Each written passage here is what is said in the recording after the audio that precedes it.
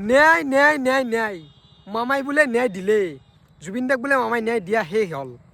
এগুলা ন্যায় নেকি আজি একমাহ পাৰ হ'ল কিমান দিন হ'ল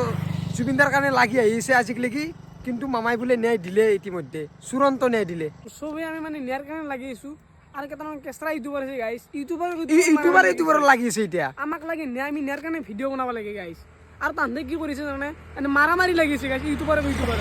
সেমকে কিমান ন্যায় পাব নেকি জুবিন দাই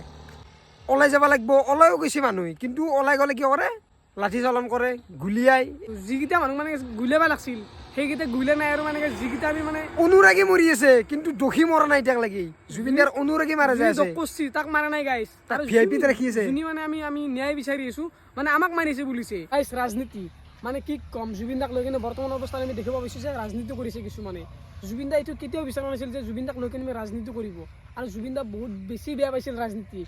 ৰাজনীতিৰ বিৰোধিতা কৰিছিল জুবিন দাই ৰাজনীতি একদম ভালে নাপায় আৰু আমি আজি দেখিব পাইছো যে জুবিন দাক লৈ কিনে কিছুমান মানুহে ৰাজনীতি কৰি আছে এইটো কোনো ভাল কাম হোৱা নাই গাইছ আজি একমাহ পাৰ হৈ গ'ল কিন্তু জুবিন দাৰ কিহৰ কাৰণে মৃত্যু হ'ল সেইটো আজিকালি অসমবাসীয়ে গম পোৱা নাই পৃথিৱীবাসীয়ে গম পোৱা নাই কিহৰ কাৰণে কি হৈ গ'ল সেইটো আমাক জনাব পৰা নাই কিয় কাৰণ মেইন কাৰণটো কি আজি একমাহ পাৰ হৈ গ'ল তদন্তৰ কাৰণে তদন্ত চলাৰ পিছতো সেই